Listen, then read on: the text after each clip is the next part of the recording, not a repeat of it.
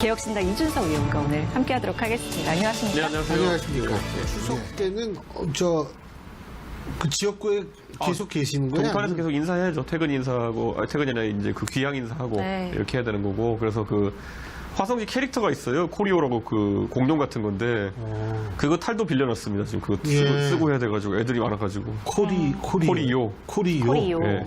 둘리 비슷하게 생긴 모양. 뭐 그런 거 비슷합니다. 약간 예. 근데 뭐 별 모양으로 생긴 약간 애인데 그거를 또 쓰고 이렇게 또 인사해야 될 것 같습니다. 네. 어쨌든 지금 추석을 앞두고 있으니까요. 이거 여쭤보려고. 지금 정부 여당은 조금 나은 상황일까요? 어떻습니까? 뭐 이제 이 비정상의 정상화라는 말이 필요한데 사실 이 뉴노멀이 돼버렸어요. 네, 이 비정상적인 맞아요. 상태가 뉴노멀이 돼버려가지고 그렇죠. 지금 자꾸 기저효과가 희한하게 잡히는 게 20%면은 지지율이 낮고 30%는 높다라는 사고에 이제 빠지고 있거든요. 예. 그래서 저는 이게 장기화되면서 이제 체질적으로 정부 여당은 패배자 본성이 생길 수밖에 없다 이런 생각이죠. 그러면요. 이 당정 관계는 악화할 일만 남았을까요? 어떻게 보세요? 지금 그러니까 제가 봤을 때 이런 거거든요. 둘 중에 예를 들어 누가 더 뛰어난 영도자라 가지고 야 그래도 윤석열보다 한동훈이 낫지 아니면 한동훈보다는 그래도 대통령 밀어줘야지 이런 게 만약 나온다 그러면은 쏠리겠죠.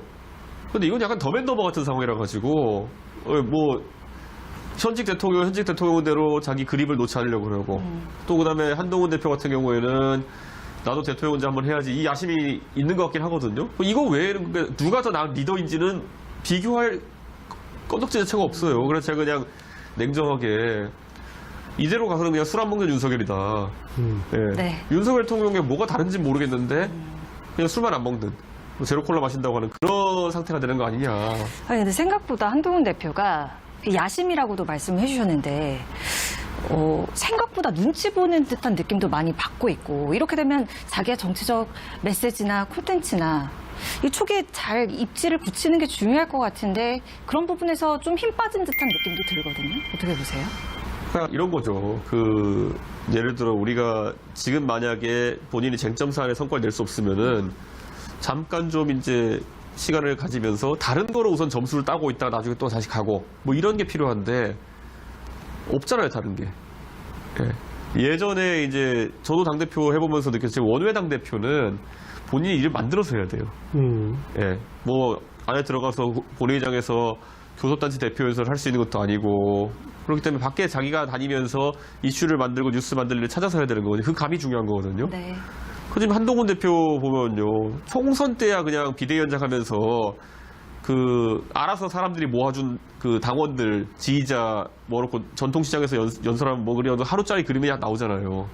지금은 예를 들어 한동훈 위원장이 가가지고 서문시장에서 사람 동원하라 그러면은 너 미쳤니 이럴걸요? 선거가 있는 것도 아니고 그거 다 돈인데. 그러니까 지금 할 게 없는 거예요. 1. 그리고 2. 저 같은 경우에는 지금 타이밍에 제가 대표했을 때 미국 방문 같은 것도 했었어요.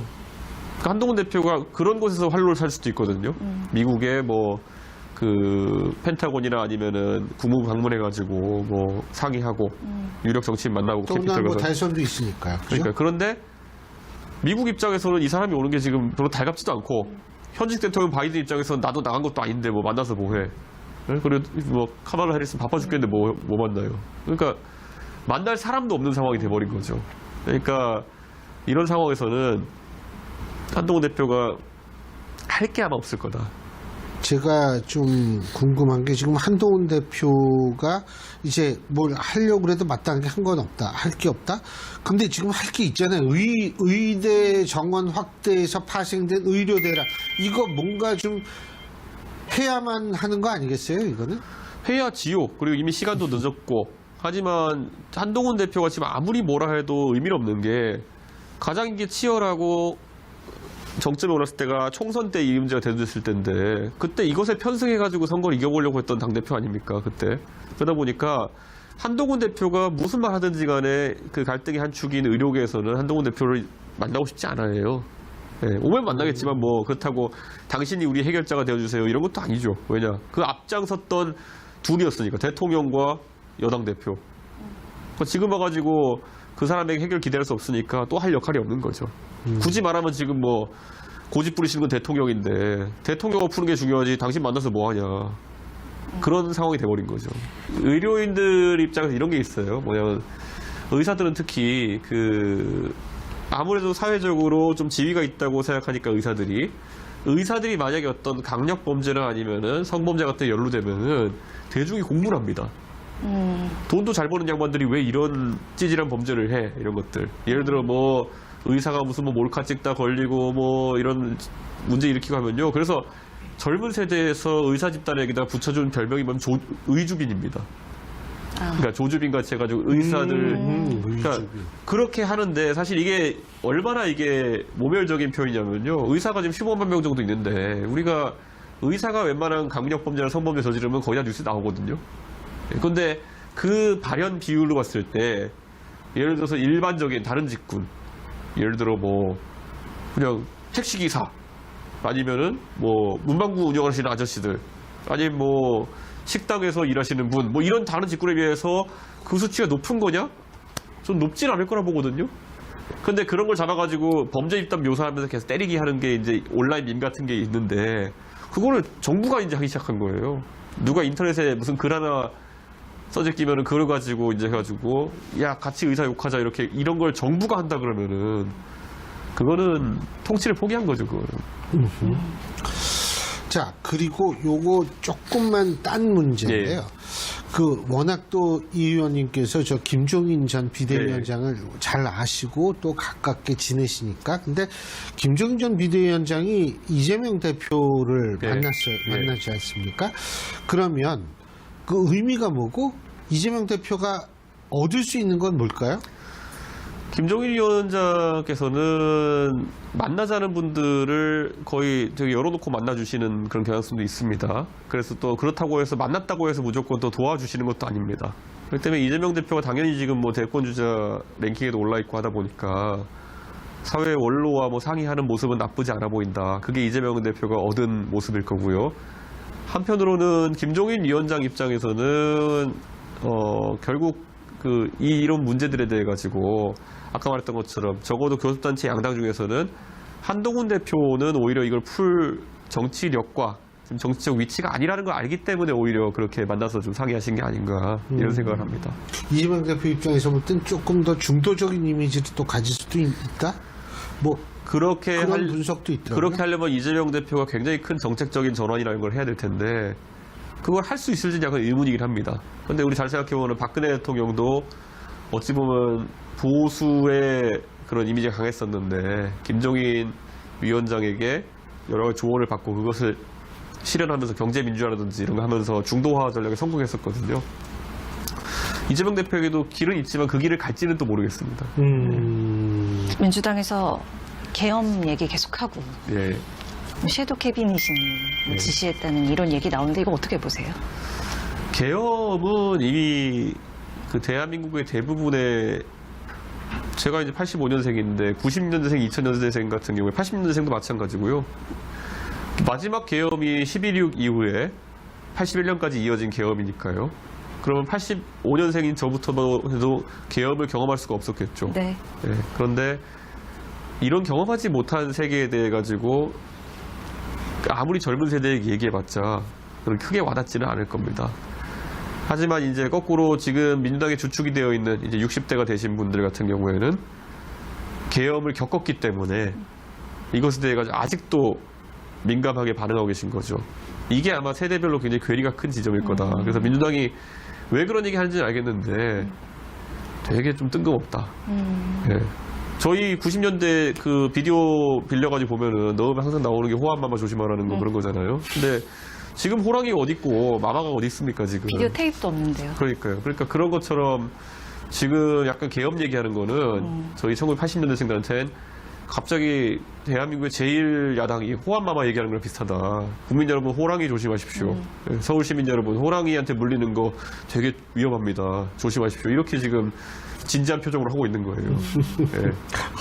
그 표현이 참, 그 표현이 아주 적확하신 것 같아요. 이렇게 설들을 계속 푸니까 그래서 궁금해서 여쭤봤고. 그래서 제가 계속 이걸 그냥 현실감 있게 전달하기 위해서 이런 거잖아요. 원래 계엄이라는 게 또 법률상으로 보면은 국회의원들이 가서 해제할 수 있게 돼 있어요. 네, 국회의원들이 그냥 바로 해제할 수 있게 돼 있는데, 그러니까 당연히 그게 바로 풀릴 텐데 왜 하겠느냐가 정상적인 반응인데 민주당 의원들은 그렇게 얘기 안 하시죠.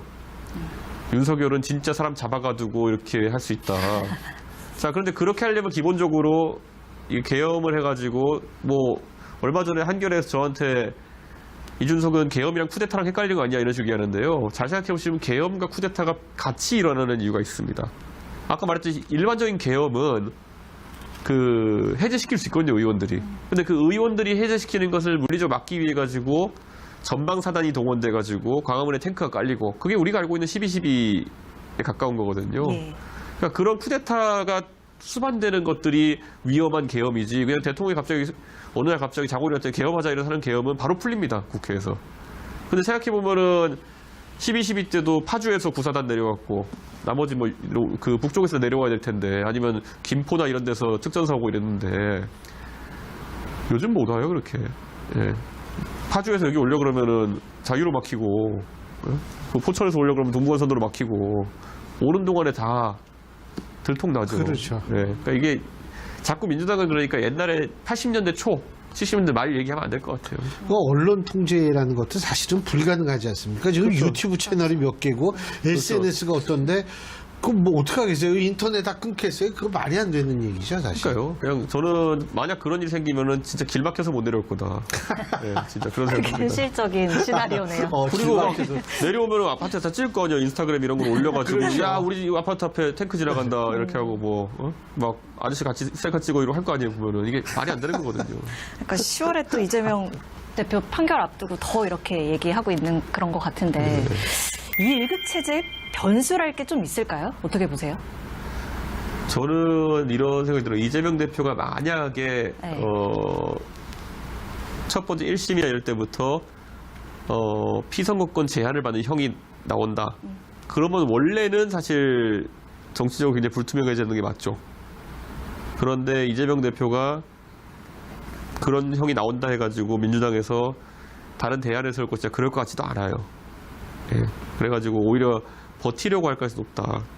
근데 그게 민주당에겐 굉장히 안 좋은 모양새겠죠. 근데 한번 봐야 될 것 같아요. 어차피 1심이 나온다 해도 3심까지 한참 걸릴 테니까. 근데 지금 뭐 김부겸 전 총리나 지금 그쪽에서 좀 움직임이 있잖아요. 예를 들면 김동연 경기도지사 같은 경우엔 25만 원 지원 거기에 대해서 반대하는 입장을 분명히 밝히고요. 예? 근데 저는 이런 생각합니다. 물론 다 뭐 김부겸 총리도 그렇고 소위 삼총리도 그렇고 다 훌륭한 분들이지만은 사실 우리는 이미 한 10년 전부터 정치에 있어서 지도자의 연령대가 팍팍 낮아지는 시대를 맞아들였던 것 같아요. 전 세계적으로. 예를 들어 요즘 유럽 같은 데서 뭐 젊은 총리 나오는 건 일도 아니고 예를 들어 영국 같은 데도 보면은 캐머론에다가 리시 스낙이나 이런 사람들 계속 뽑았었고 프랑스는 마크롱 말할 것도 없고 거기에 더해가지고 미국도 사실 우리가 인지 못해서 그렇지 오바마가 40대 대통령이었어요. 맞아요. 예. 근데 그런 게 이제 하나의 조류로 흘러가는 상황이고 그러다 미국이 이제 트럼프와 바이든이라는 또 고령화된 그런 대통령들 하면서 사회 혼란이 커졌었는데 저는 이번에 어제 사실 그 미국 대통령 대선 토론 보고 나서 놀랐던 게 트럼프의 4년 전과 8년 전 모습과 지금 완전 다르구나. 예. 저는 이거는 확실히 느끼고 바이든도 그랬거든요. 맞아요. 저는 이제 전 세계적으로 워낙 기술의 트렌드가 이렇게 빨라지고 그런 변하기 때문에 흘러간 물로 이제 방아를 돌리는 건 진짜 어렵다. 어느 나라든지. 약간 그런 생각인 겁니다, 이제. 그렇다면 본인도 나가실 생각이 있죠? 저는 뭐 이 대선이나 이런 거는 어차피 기회가 어떻게 형성되느냐에 따라 선택하는 거지. 지금 여의도 가면 나 대선 나갈래 떠드는 사람 뭐 몇십 명 있을 텐데 그건 크게 의미가 없거든요. 그래서 저는 제가 그 바람과 물의 흐름을 제가 읽을 수 있길 바랄 뿐입니다, 제가. 예, 제가. 네, 트럼프 4년 전, 8년 전 다르다 이렇게 말씀하셨는데 10년 지나도 이제 50살이셔가지고 예. 그러니까 차기 대권전용으로 계속 이제 언급이 되는 이 의원님이시니까 가정입니다면 예.